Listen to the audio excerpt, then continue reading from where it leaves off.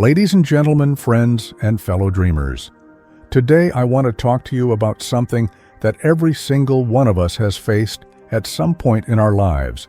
It's that nagging voice in the back of your mind, the one that whispers, "You're not good enough," "You'll never make it," or "Who do you think you are?"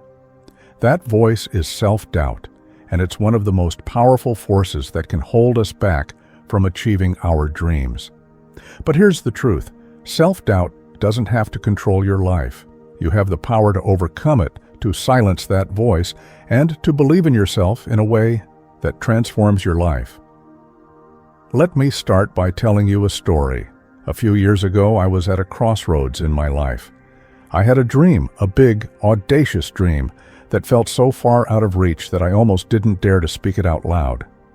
I wanted to make a difference in the world, to inspire people, to create something that would leave a lasting impact. But every time I thought about taking the first step toward that dream, that voice of self-doubt would creep in. "You're not smart enough," it would say. "You don't have the skills. You're going to fail." And for a long time, I listened to that voice. I let it dictate my actions, or rather, my inaction.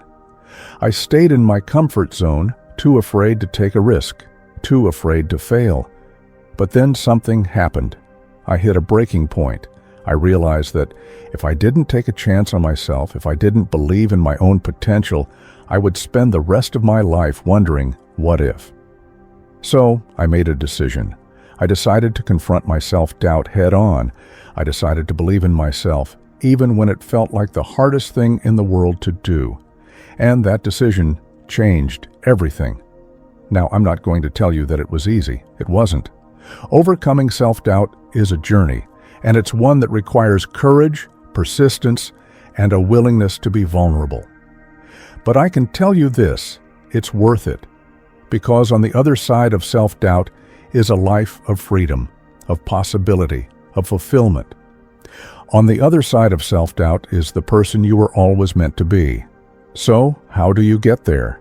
How do you overcome self-doubt and start believing in yourself? Let me share with you the steps that helped me on my journey and that I believe can help you too.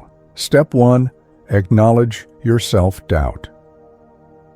The first step in overcoming self-doubt is to acknowledge that it exists. You can't fight an enemy that you refuse to see, so take a moment to really listen to that voice in your head. What is it saying? Where is it coming from? Is it rooted in past experiences, in fear of failure, in comparison to others? Whatever it is, bring it out into the light. Name it. Recognize it for what it is, a thought, not a fact. Self-doubt is not a reflection of your true potential. It's not a measure of your worth. It's simply a story that your mind has created, often based on past experiences or external influences. And just like any story, it can be rewritten. Step 2. Challenge your negative thoughts. Once you've acknowledged your self-doubt, the next step is to challenge it. When that voice says you're not good enough, ask yourself, says who? Who decided that? Where is the evidence? More often than not, you'll find that there is no real evidence to support those negative thoughts. They're just assumptions, beliefs that you've internalized over time. But here's the thing. You have the power to change those beliefs. You can choose to replace those negative thoughts with positive, empowering ones. Instead of saying, "I'm not good enough," say, "I am capable and I am constantly growing." Instead of saying, "I'll never make it," say, "I am on a journey and every step I take brings me closer to my goals." This isn't about pretending that everything is perfect. It's about shifting your mindset from one of limitation to one of possibility. It's about choosing to focus on your strengths, your potential, and your progress, rather than your perceived weaknesses. Step 3. Take action, even when you're afraid. One of the most powerful ways to overcome self-doubt is to take action. Action is the antidote to fear. When you take a step forward, no matter how small, you prove to yourself that you are capable, that you can do hard things, that you can move forward even when you're afraid.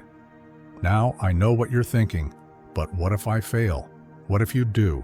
Failure is not the end of the world. In fact, failure is often the best teacher. Every successful person you admire has failed at some point in their journey.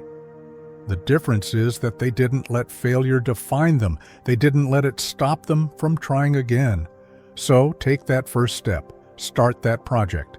Apply for that job. Have that difficult conversation. Whatever it is that you've been putting off because of self-doubt, do it. And if you fail, so what? Get back up, learn from it, and keep going. Every time you take action, you build confidence in yourself.